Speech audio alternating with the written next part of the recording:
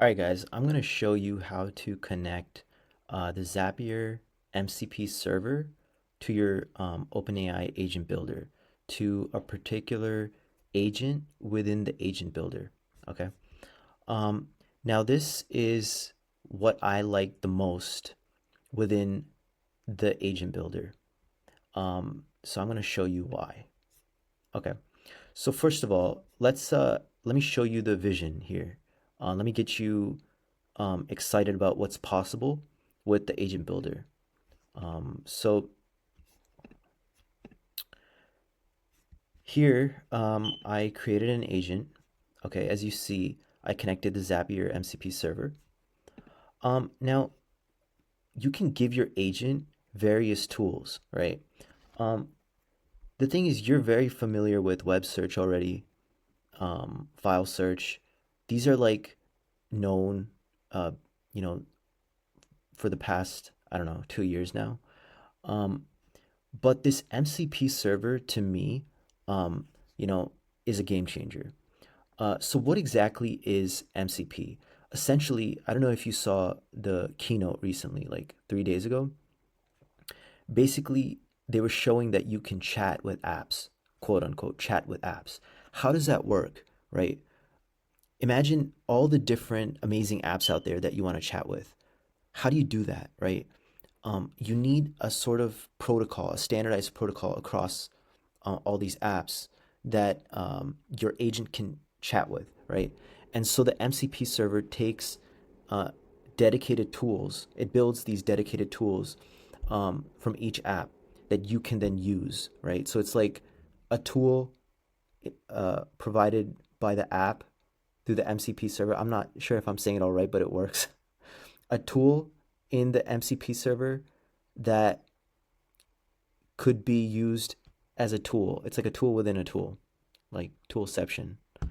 Okay, so I'm going to show you the steps of how to set this up. But before I do that, I want to show you again the vision, right? So again, you're familiar with this, but see, if you go down here, like hiding right here, in all these normal singular apps, is this sort of like store. It's like not a store. I like to visualize it like a store, but like a platform, of course, with more than 8,000 apps that you can talk to right now, chat with. I find that mind blowing. I haven't built on N8N, so I don't know about that. I'm sure you could do that there. But like being in Make, uh, like for the past year and building in Make, I know I have to manually build um, all these tools, all these scenarios, but here you could sort of agentically create it. So, first of all, uh, again, it says you can connect with 8,000 apps. I'm going to show you how to connect the Zapier MCP. It's actually very easy. So, first you go here, mcp.zapier.com slash MCP slash servers. Okay. You log into your Zapier account and you're going to be taken to this page with these three tabs. You're going to want to keep these in mind, right? Now, yeah, let me just see if my API key is showing anywhere. Okay, we're good. Yeah, so these three tabs are very important. Actually, I don't know about this tab. I haven't even tried it. But these two tabs I've been using. So you're going to go here to connect, and you're going to copy your secret, your API key, right? So I'm going to copy that right now. And I'm going to go to my agent builder. You don't need to fill out the description. And then you enter your API key. And also you can click this and it should take you to the Zapier MCP page also, which is this, right? And you click connect. Now I already connected Zapier right here, but let me see if I could do this again. Okay, great. As you can see, as I was talking about, now just for the sake of this video, this is not actually a name, but I'm going to call these node tools because I want to separate node tools as in tools within Zapier, right? I'm going to call these node tools because I come from a Make background and these are nodes within Make, right? So, and it says tools right here, right? But again, I'm going to call it node tools because it's different from this Zapier MCP that I'm sort of using as a tool. Um, but not really at the same time, because really it's just these tools that I'm giving to the agent. So you can visualize it how you want. But essentially, I'm giving my agent all these tools, right? Um, and I actually manually added these tools. I'm going to show you how, but essentially, through the Zapier MCP, you can give these tools to your agent. You would essentially go to zapier.com in the MCP page. I'm going to show you. Actually, let me just show you right now. So you go here, like I said, go to that link, and you go to configure, right? And here, this is where I added um, these tools, right? So right now I'm using this tool, get document content, within the Google Docs app, right? So that's a tool within the Google Docs app. And I added these as well, um, right? So you can just go add tool, pick a tool, an app, and then you select your tool, right? And then you have to further sort of configure it, right? There's some steps, like you might have to log in. I already logged in, but you just follow the steps there, and likely you just have to log in, and then authorize so that it allows the tool here, and then it's gonna. So now that you added the tool, it's it's now configured to your Zapier MCP, right? And then um, when you refresh it, or you know, uh, let me see if I can just do it right now, actually. So I just added one, and then you should see that, right? So I just added the Google Docs upload document. So now my tool is showing up here. I select it, it's already selected, and I add, right? And now it has access to all these tools, right? Um, and so what you do after that is you specify which tool that you want to use. So I had a lot of tools, um, and there was only one Google tool, so that's why I said run this Google tool, um, right? And then, one second, I should probably, because I added two Google tools, so I'm just gonna remove one actually.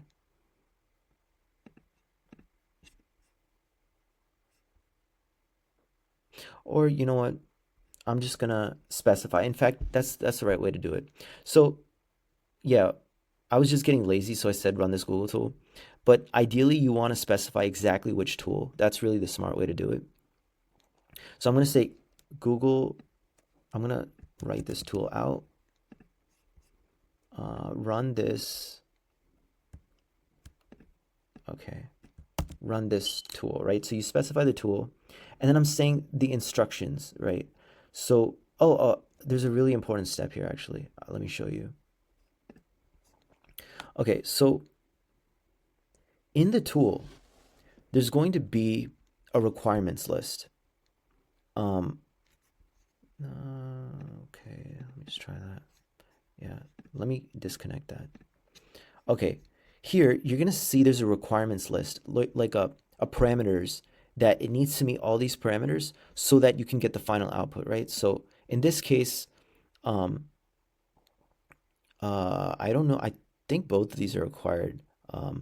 That I have to check, but I just usually give all the requirements to get the output. So it's asking for the document ID and the instructions, right? So you essentially want to meet these parameters to get your output, and um, it's going to be listed right here when you go into that tool. You see the parameters that it must meet, right? And so I do that in the system prompt, right? So I said run this tool, and then I'm going to say how to get the parameters. So these are the instructions. That's the first one, first parameter. Second parameter is um, the what was it? The document ID, right? So there's, from what I understand, there's two ways you can meet those parameters. Either you can provide the parameters in the instructions, or you can ask it of the user, right? So I'm going to say take the provided ID from the user to get the contents of the document.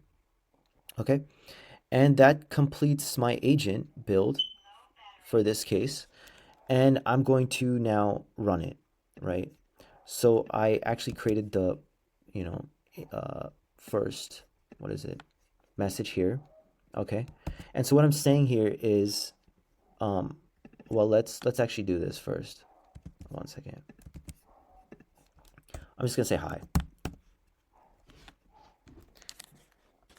Okay, I also put medium reasoning, which may be more than necessary, so it might take, more time than usual. Okay, so um, right, so it's saying, please share the Google Doc ID, right, as stated in the system prompt.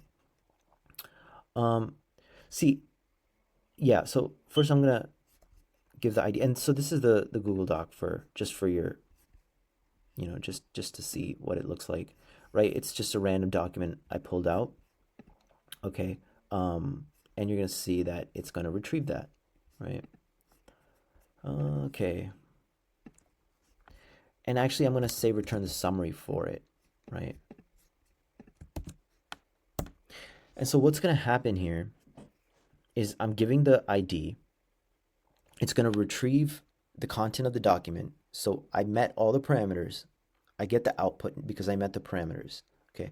Now that I have the output, I'm telling it to, okay, then take that output and summarize it. So it's doing multi steps in its reasoning. And that's what makes agents powerful, is that it can do these multiple steps. And imagine it being connected to many tools in the Zapier MCP and many other tools, and it's just doing all these multiple steps to reach the goal, which is why I believe this is more powerful than people think.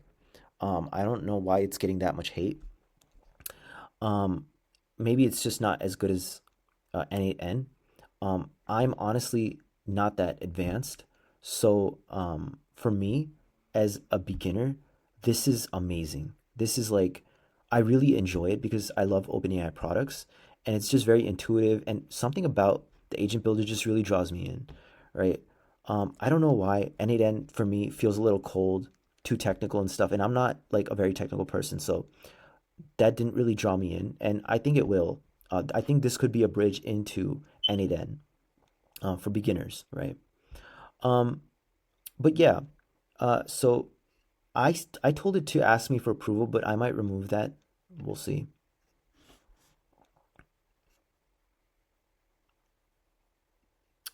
And yeah, it's doing its reasoning. Um, and so you can actually see the sort of explanation along the way to help correct the agent along the way. And you can see it's doing multiple steps, keeping the response concise. And here's a concise summary, right? And so look, Sophie, AI voice assistant persona, you'll see that here. Sophie, AI voice assistant for the persona, right? It's not the exact same content, it's summarized. It could have pulled the exact if you want, right?